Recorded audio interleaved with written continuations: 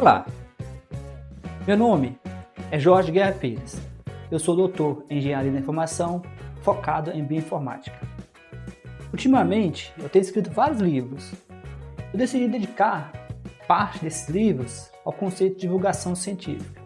Então, neste podcast, você vai ver vários episódios sobre assuntos bem variados. Esses assuntos envolvem política, religião, e todos eles tentam trazer a ciência para um público geral. Meu desafio é transformar aquilo que é acadêmico em algo popular. Por isso, em um dos projetos relacionados, eu chamo de Ciência Popular, que é o nome do site que está conectado a esse podcast. E outros vários projetos como no YouTube. Então, você é convidado a compartilhar, a deixar as pessoas saberem desse projeto e que possamos alcançar um número máximo de pessoas. Então, boa experiência e bom aprendizado. Olá, bem-vindos a mais uma exploração aqui das ideias que moldam o nosso mundo. Hoje a gente mergulha num assunto que é, fundamental para a biologia e, ao mesmo tempo, surpreendentemente controverso para muita gente: a evolução. Exato. Um tema fascinante e complexo. E a nossa fonte principal hoje é uma palestra bem instigante do Jerry Coyne. Ele não só apresenta as evidências científicas, mas também investiga por que, especialmente lá nos Estados Unidos, a aceitação da evolução é tão baixa. Ele vai fundo nessa questão social também, o que é bem interessante. Então, nossa missão aqui é dupla. Primeiro, queremos, extrair e entender as linhas de evidência mais fortes que os cientistas usam para dizer que a evolução é um fato, né? Certo. O lado científico da coisa. E segundo, vamos tentar compreender as razões complexas, sociais, culturais, com foco especial no papel da religião, que parece alimentar essa resistência toda a uma ideia científica tão estabelecida. Uma tarefa e tanto, mas vamos lá. Ok, vamos. Vamos desempacotar isso. E o ponto de partida já é um quebra-cabeça, né? Como pode uma nação como os Estados Unidos, que está na vanguarda da tecnologia, da ciência em tantas áreas, Sim. estar tão atrás na aceitação pública de um conceito biológico central como a evolução? Parece um paradoxo, não acha? Totalmente. É uma das grandes questões que a palestra levanta logo de cara. Exato. Os números que a fonte traz, de uma pesquisa lá de 2006, são de arregalar os olhos. Os Estados Unidos ficavam em penúltimo lugar, 31º, entre 32 países, na aceitação da evolução humana. Nossa, penúltimo. Pois é.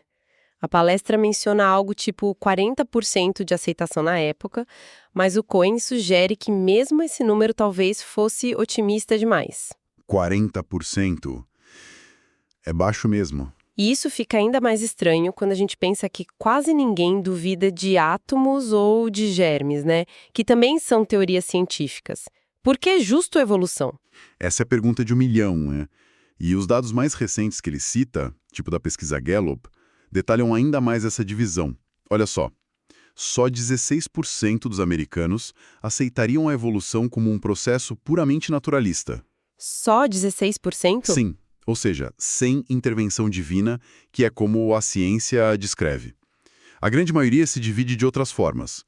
Uns 40%, impressionante, ainda defendem o criacionismo da Terra jovem. 40%. A ideia de que Deus criou tudo recentemente? Exato. Humanos, na forma atual, nos últimos 10 mil anos. E outros 38% acreditam na evolução teísta. A evolução até aconteceu, mas foi guiada por Deus, por uma força divina. Entendi. Então a visão puramente científica é bem minoritária lá? Bem minoritária. E o que é fascinante aqui é como isso bate no que as pessoas acham que deveria ir para a sala de aula. Só 12% dos americanos, na época, achavam que só a evolução devia ser ensinada em ciências. Só 12%? E o resto? A maioria, 55%, queria que ensinassem as 3 versões: evolução, criacionismo e design inteligente. Com aquela ideia de, deixa as crianças decidirem. Nossa, mas aí mistura ciência com crença religiosa na aula de ciências? Complicado, né? Totalmente. Mostra uma confusão sobre o que é ciência e o que é fé. A fonte até aponta que mesmo Massachusetts, um estado considerado progressista, levou só nota B nos padrões de ensino de evolução. Por quê? Porque eram meio tímidos com a evolução humana, ensinavam a evolução cósmica muito tarde. coisas assim. Mostra como o tema é sensível. Certo. Bom, antes de olhar as provas que sustentam a evolução, talvez valha a pena dar um passo atrás. O que exatamente os cientistas querem dizer com teoria da evolução? Porque, para muita gente, né, teoria ainda soa como, é só uma teoria, um palpite. Esse é um ponto crucial e uma fonte enorme de mal-entendidos. Em ciência, teoria não é palpite, de jeito nenhum. É uma estrutura explicativa muito forte, sabe? Um conjunto de ideias interligadas que explicam um monte de fatos e observações. Tipo a teoria atômica? Exatamente. Pensa na teoria atômica, explica toda a química. Ou a teoria dos germes, que mudou a medicina. São pilares do conhecimento científico testados e confirmados milhares de vezes. Entendi. Então, a teoria da evolução está nesse nível de certeza científica. Com certeza. A teoria da evolução darwiniana moderna, como a fonte descreve, tem, 5 componentes principais interligados. Primeiro, a evolução em si. O fato básico de que as populações mudam geneticamente ao longo do tempo. Isso a gente vê acontecer. Ok, mudança genética ao longo do tempo. Segundo, o gradualismo. Geralmente, essas mudanças são por pequenos passos acumulados em muito tempo. Milhares, milhões de anos. Não é mágica de um dia para o outro. Pequenos passos, muito tempo. Faz sentido. Terceiro, especiação. As linhagens podem se dividir. Uma espécie ancestral dá origem a 2 ou mais espécies novas. É como uma árvore se ramificando, sabe? Isso explica a variedade de vida que existe. Justamente. Explica a diversidade imensa, talvez uns 9 milhões de espécies hoje. Quarto, ancestralidade comum. Se a gente seguir essas ramificações para trás, toda a vida na Terra compartilha ancestrais. Então, nós e os chimpanzés temos um ancestral em comum. Sim, um ancestral mais recente do que nós e um canguru, por exemplo. E todos nós temos um ancestral ainda mais antigo em comum com as plantas, os fungos, tudo está conectado. Uau! E o quinto ponto? O quinto é a seleção natural. Esse é o mecanismo principal que o Darwin propôs para explicar a adaptação. Como os organismos ficam ajeitados para o ambiente onde vivem, para sobreviver e reproduzir. Mas, importante, não é o único mecanismo evolutivo. Entendi. Adaptação pelo ambiente. Isso. E a fonte usa uma citação do Stephen Jay Gould que eu acho perfeita. Uma verdade científica é algo com tanta evidência que seria perverso não aceitar, pelo menos provisoriamente. A evolução se encaixa nisso. É teoria no sentido forte e também é um fato sobre a história da vida. Entendido. Então, com essa base sólida, vamos para as evidências. A fonte promete coisas impressionantes. O registro fóssil parece o lugar óbvio para começar, né? Aquela imagem clássica da evolução. Sim, com certeza. E o registro fóssil entrega exatamente o que a teoria evolutiva prevê. Primeiro, a gente espera achar organismos mais simples nas rochas mais antigas, certo? Certo. E é o que a gente vê. As primeiras evidências de vida, lá com 3,5 bilhões de anos, são estruturas bem simples, tipo estromatólitos feitos por bactérias. 3,5 bilhões de anos. Nossa! Pois é. Aí, conforme a gente sobe nas camadas geológicas, no tempo, a gente observa um aumento gradual na complexidade. Aparecem os organismos multicelulares, animais com esqueleto, peixes, anfíbios, répteis, mamíferos. Numa ordem específica. Educação ao longo do tempo. E mais, os fósseis mais recentes são, em geral, mais parecidos com os bichos de hoje do que os fósseis lá de trás. Faz sentido. A gente consegue ver a especiação nos fósseis também. Aquela divisão de linhagens. Consegue sim. A fonte menciona um estudo super legal com diatomáceas, que são algas microscópicas com carapaça de sílica. Numa sequência de sedimentos marinhos de 1,7 milhão de anos, você vê claramente uma linhagem se dividindo em duas. A transição está lá, na pebra. Que incrível! Em animais maiores. Temos o exemplo clássico da evolução do cavalo, na América do Norte. Embora às vezes simplifiquem demais, né? Não foi uma linha reta, foi mais uma árvore cheia de galhos que não vingaram. Mas a gente vê fósseis mostrando a transição de ancestrais pequenos, tipo do tamanho de um cachorro, com vários dedos. O Hyracotherium. Esse mesmo. Aí vão surgindo animais maiores, com menos dedos, até chegar no casco único do cavalo moderno, e com dentes adaptados para comer capim. É uma história bem documentada. E os famosos elos perdidos. Aqueles fósseis que mostram a transição entre grupos grandes, tipo répteis e aves. Exato, os fósseis transicionais. É importante entender que a gente não busca um elo perfeito, meio a meio, sabe? Mas sim fósseis que misturam características de grupos ancestrais e descendentes. O Archaeopteryx é o exemplo clássico. Ah, sim, já ouvi falar. Foi encontrado logo depois do Darwin publicar o livro. Ele tem características claras de dinossauro, dentes, garras nos dedos das asas, cauda longa com osso, mas também tem características de ave, como penas bem desenvolvidas. Uma mistura mesmo. Exatamente. E fósseis mais recentes achados na China, como o Sinosauropteryx, mostram dinossauros com penas primitivas, reforçando ainda mais essa ligação. Não é um crocodile maluco, como alguns críticos tentam pintar. É uma demonstração linda de ancestralidade. E tem outros exemplos fortes assim? Ah, tem. Talvez ainda mais espetacular seja a história da evolução das baleias, descoberta em grande parte nas últimas décadas. A teoria previa que elas vieram de mamíferos terrestres. Baleias de mamíferos terrestres, parece estranho. Parece, né? Mas os fósseis confirmaram de forma, assim, impressionante. A gente achou uma série de formas intermediárias. Começa com bichos terrestres de 4 patas parecidos com um veado pequeno ou um hipopótamo primitivo, tipo o Indoius, que viviam perto da água. E depois? Depois a gente vê fósseis como o Rhodocetus e outros que mostram adaptações para a vida aquática acontecendo aos poucos. As patas traseiras diminuem, as narinas vão migrando para o topo da cabeça para formar o espiráculo, os ossos do ouvido mudam para ouvir debaixo d'água. Uau, que sequência! É uma sequência incrível que levou uns 8 milhões de anos. E a gente tem transições tão bem documentadas quanto essa entre peixes e anfíbios, como o Tiktaalik. Ah, o peixe com patas. Esse mesmo. E entre anfíbios e répteis e mamíferos, e claro, o nosso próprio registro fóssil humano, que é muito rico também. É realmente impressionante ver a história se encaixando pelos fósseis. Mas a palestra menciona outra linha de evidência que eu achei fascinante: as retroedições. Pistas no presente que só fazem sentido olhando para o passado evolutivo. Pode explicar melhor? Sim, as retroedições são características de organismos vivos hoje que parecem esquisitas, sabe? Ou ineficientes, ou até sem sentido, a menos que a gente veja como um legado da história evolutiva. A embriologia está cheia disso. Embriologia? Como assim? Por exemplo, embriões de golfinhos e baleias desenvolvem pequenos brotos de membros posteriores, de perninhas traseiras. Mas depois, geralmente, eles regridem e somem antes do nascimento. Mas por quê, se eles não têm pernas traseiras? Exatamente, porque um bicho que não tem perna traseira começaria a desenvolver uma no útero.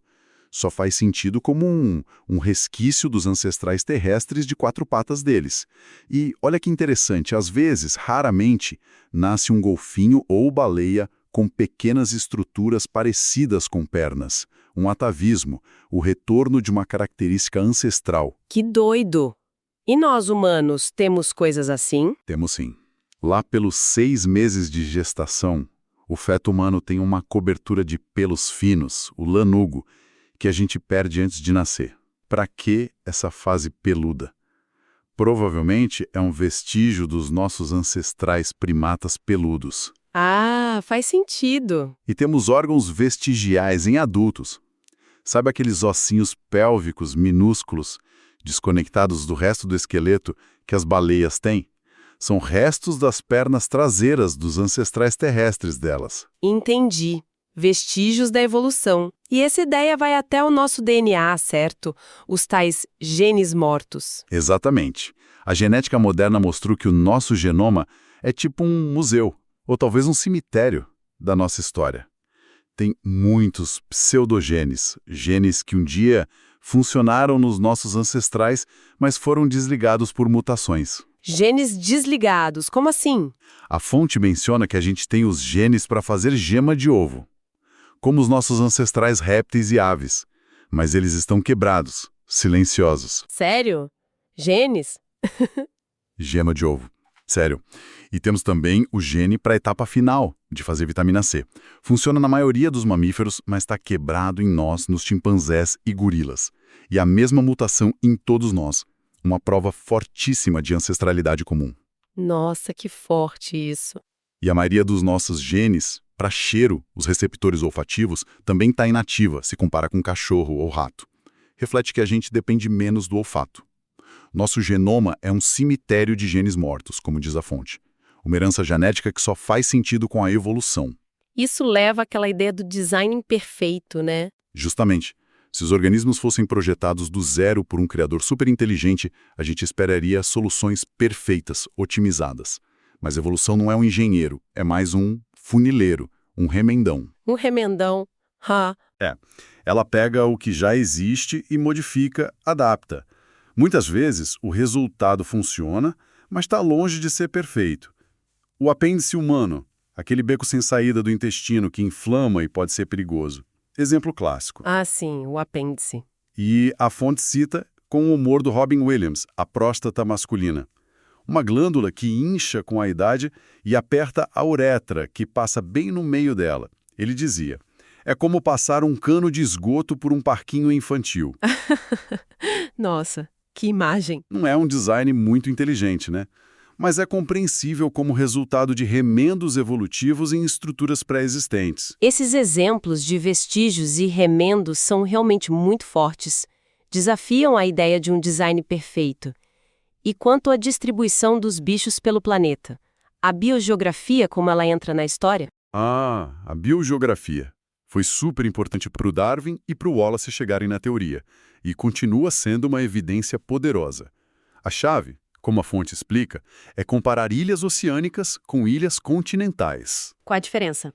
Ilhas oceânicas são aquelas que surgiram do mar, tipo Havaí, Galápagos, nunca foram ligadas a um continente. Ilhas continentais, como a Grã-Bretanha, já foram parte de um continente. Entendi. E o que a gente vê nessas ilhas oceânicas? O padrão é muito claro. Elas geralmente não têm mamíferos terrestres nativos, exceto morcegos ou focas, que chegam voando ou nadando. Também não tem répteis, anfíbios ou peixes de água doce nativos. Por quê? Simples, os ancestrais desses bichos não conseguem atravessar grandes distâncias de água salgada. Em compensação, quem consegue se dispersar bem? Plantas, cujas sementes flutuam ou são levadas por aves. Insetos, aves. Exato. Insetos e aves voam ou são carregados pelo vento. Esses grupos colonizam as ilhas oceânicas e, muitas vezes, evoluem lá e viram espécies únicas, que só existem naquele lugar. E como a gente sabe que o ambiente lá seria bom para os outros animais, para os mamíferos, por exemplo? Ótima pergunta. A prova é que quando nós humanos introduzimos esses animais ausentes, tipo coelhos na Austrália ou os sapos cururu no Havaí, que a fonte cita eles frequentemente, se adaptam super bem. Às vezes viram até pragas. Ah, entendi. O habitat é bom, eles só não conseguiram chegar lá sozinhos. Exatamente. Eles não chegaram por meios naturais. E o ponto mais importante, as espécies que existem nas ilhas oceânicas são quase sempre mais parecidas com as espécies do continente mais próximo, não de um continente distante que tenha um clima parecido. Ah, tipo Galápagos e a América do Sul? Isso. A fauna de Galápagos parece com a da costa oeste da América do Sul. Isso só faz sentido se as espécies da ilha descendem de ancestrais que vieram do continente ali do lado. É um padrão global que grita por uma explicação evolutiva. Faz todo sentido mesmo. E além dessas evidências históricas, digamos assim, a gente consegue observar a evolução acontecendo. Agora. Sim. E esse talvez seja o ponto final mais direto. A seleção natural, que é o motor da adaptação, pode ser observada em tempo real, ou quase. O exemplo clássico, também citado na fonte e detalhado naquele livro, O Bico do Tentilhão. Ah, dos tentilhões de Galápagos. Exatamente. O trabalho incrível do Peter e da Rosemary Grant. Eles estudaram os tentilhões médios, Geospisa fortis, por décadas. Aí teve uma seca muito forte em 1977. As plantas de semente pequena morreram. Só sobraram as de semente grande e dura. E aí? Os pássaros que tinham um bico um pouquinho maior e mais forte conseguiram comer, sobreviveram melhor e deixaram mais descendentes. Resultado? Na geração seguinte, o tamanho médio do bico na população tinha aumentado uns 10%. Uau! Em uma geração? Em uma geração.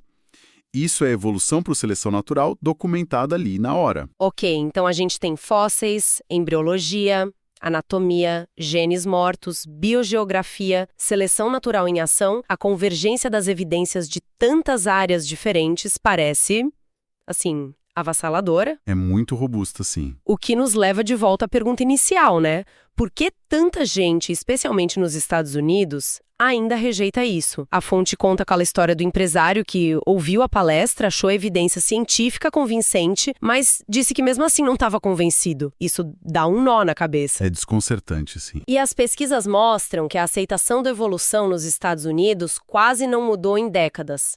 Qual é a explicação principal que a fonte apresenta para isso? Olha, a fonte, o Cohen, é bem direto nesse ponto. O argumento central dele é que a principal barreira para a aceitação da evolução nos Estados Unidos é a religião, especificamente o fundamentalismo e o literalismo bíblico. A religião como barreira principal. Principalmente, ele mostra dados com uma correlação inversa muito forte no mundo todo.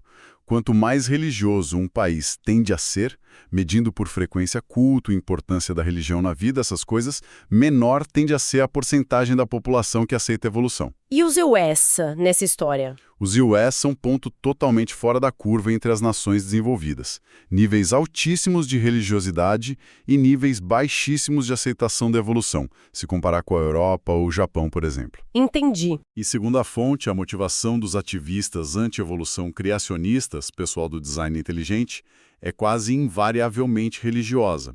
A evolução parece bater de frente com interpretações literais de textos sagrados e com algumas crenças centrais. Que tipo de crenças? Por exemplo, a ideia de que os humanos são uma criação especial, totalmente separados dos outros animais. A evolução nos coloca firmemente como primatas, né? Isso incomoda. Também pode desafiar a ideia de um propósito cósmico dado por Deus, ou a ideia de que a nossa moralidade vem diretamente de Deus. Se a gente evoluiu de bichos, de onde vem a moral? São conflitos filosóficos pesados. Com certeza. E isso levanta aquela questão delicada. A fonte menciona uma pesquisa da revista Time, onde 64% dos americanos disseram que rejeitariam um fato científico se ele contradissesse a fé religiosa deles. 64%. Isso é muito direto, né? Sugere que para muita gente a fé vem antes da evidência científica. Exatamente.